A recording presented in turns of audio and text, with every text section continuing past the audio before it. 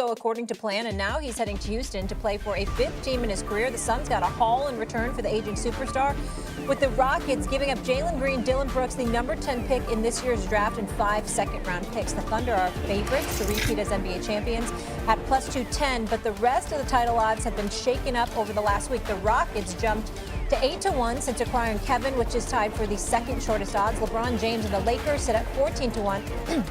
Excuse me, with Steph Curry and the Warriors at 22-1. Okay, Keith, I'll start with you. Who's most likely to make the finals next season? Is it KD, LeBron, or Steph?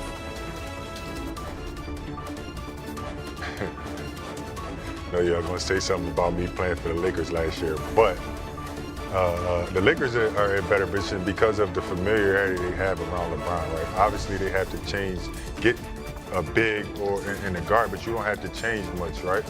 When you look at Houston implementing Kevin Durant, other than that starting five and Steven Adams coming off the bench, you have a bunch of guys that you really don't know what you're going to get. It's going to be a big-time role player up and coming future, right? They still have some guys that has to grow.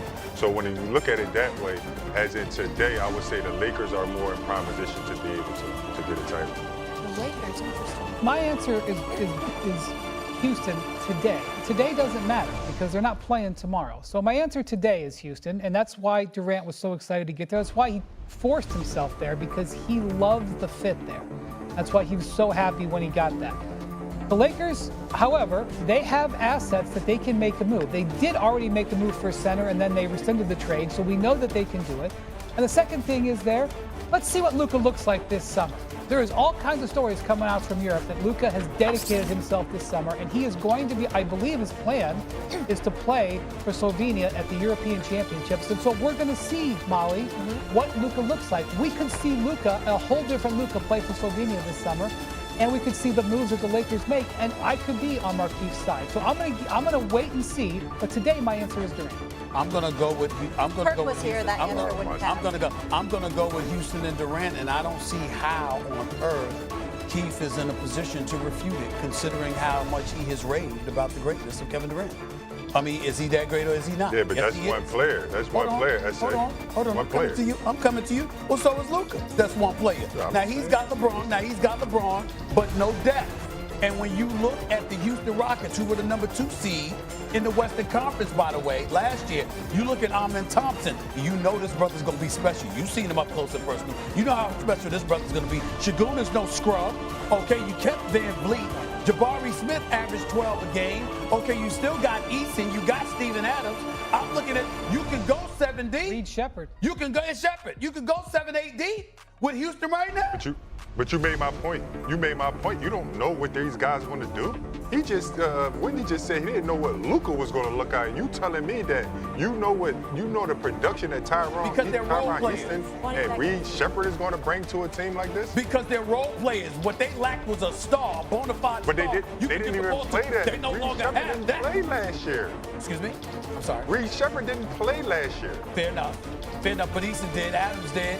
But Ty Eason will be coming into his home. Did. Şagun did. I'm looking at but they all starting five. With KD. This is starting five, like I said. This is starting five. I feel like you're right, but Keith wins it based on intensity and delivery he just gave in that one. All right, coming up, tomorrow will be... Back on Get Up, approaching the bottom of the hour, and with the Rockets landing Kevin Durant in the early blockbuster deal of the summer, they have seemingly positioned themselves in a crowded Western Conference to be a step ahead of the Lakers and the Warriors and the Nuggets.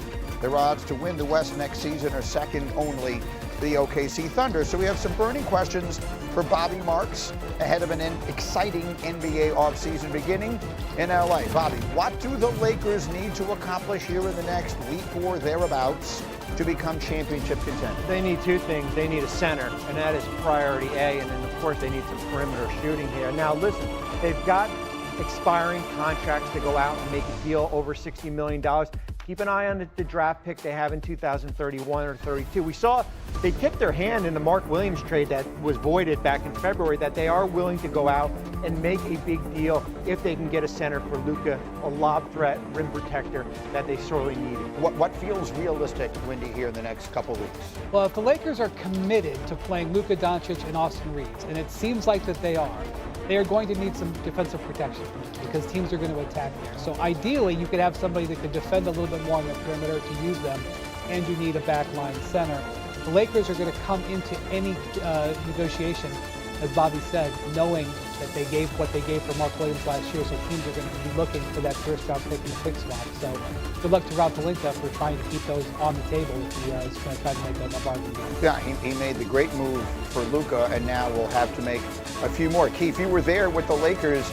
I'm going to ask you a complicated question. I understand it's not easy to answer this honestly. How close did you guys feel? The Minnesota, that we sort of described it as a bad matchup. How close did you guys feel to being a championship team?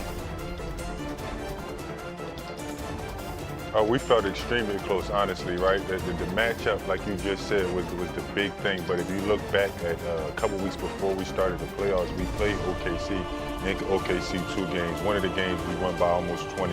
In another game, Luka was teched out of the game in the fourth quarter of a really good game. So they didn't bother us that much. So with that being said, I felt like we were super close.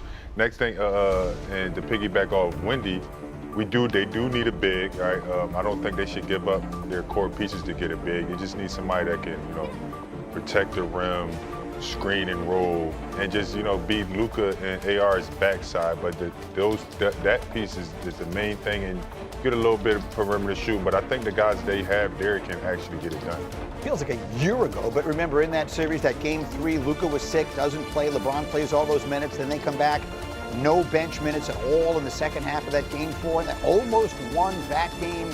The Lakers had chances there. One thing about that, LeBron actually put it on Instagram yesterday. He was back on the court yesterday for the first time in 8 weeks because that injury that he suffered to his knee at the end of that series, which nobody really remembers, it was a sprained knee. He actually, I don't know if he would have been able to play. So they had some bad luck with LeBron help at the end as well. Fair enough. So the Lakers, obviously always the center of the conversation, and with new ownership to boot. Bobby, back to you with the big questions. Do the Golden State Warriors, in order to keep up with the Joneses, do they have to go big name hunting again? They don't. Similar to the Lakers, they need to go out and get some front court help also. They need to put, not Draymond Green at the center here.